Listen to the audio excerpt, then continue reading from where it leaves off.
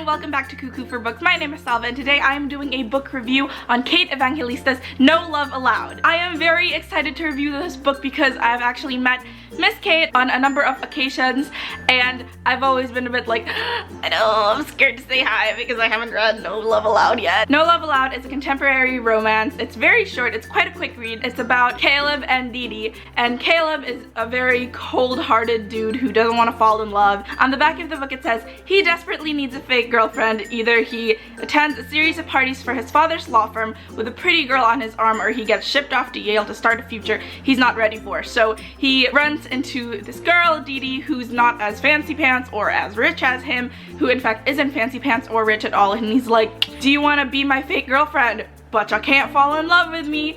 And that starts the tale, and that is the basic plot summary of this novel. I would recommend this book to fans of Stephanie Perkins's novels, just that formula of contemporary romance that I'm about. You know what, I'm not about like, oh, I can't have that, but I must have him, but I'm so tragic. It's like, give me chick flick settings and chick flick characters with a little more depth in them. It's just so, it makes you happy, and we need less emo and YA and more happy. Do kids even say emo anymore? It's fun, it's light, it doesn't get too dark even while it discusses its more serious themes, but at the same time it doesn't stay on the surface and just never talks about it. It does tackle what it needs to tackle. I also really enjoyed the sense of humor and like the snarky side remarks that would be in the book. It's written in third person and there would be, you know, side comments sometimes that would just make me giggle or laugh. It was very much my style of humor. Let's talk about the characters. Again, another thing I did not expect to love the characters that much. From the description, Caleb sounds like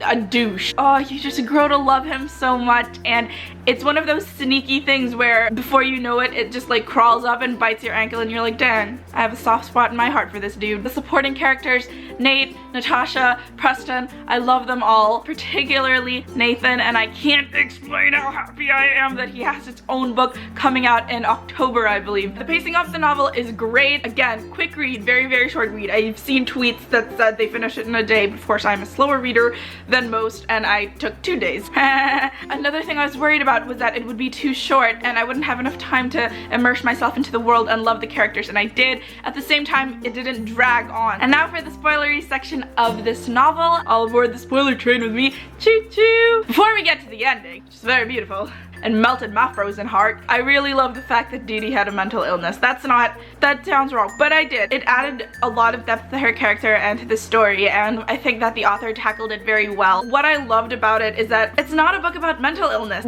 It's amazing that there are so many books about mental health out there, but they focus all about mental illness in a way that sort of subverts what it's supposed to be, is that mental illness is around us every day, and sometimes it's not the main plot of a story, of our personal stories. It's just there. A lot of the time with YA books that tackle mental health, it's like, oh, this person is mentally ill, and that's all they are in the book. That's their role in the book, to be the mentally ill person that needs saving or that needs curing. What I love about this book is that, yeah, she's bipolar. That's not all she is. She's funny. I love her sense of humor. I love the fact that she paints.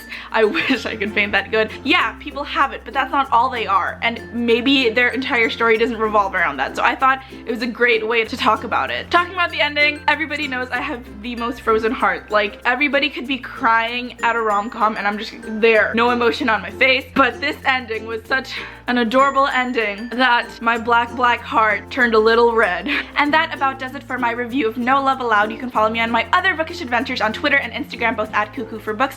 Please subscribe. I will see you guys next Sunday or sooner for my next video. Bye guys!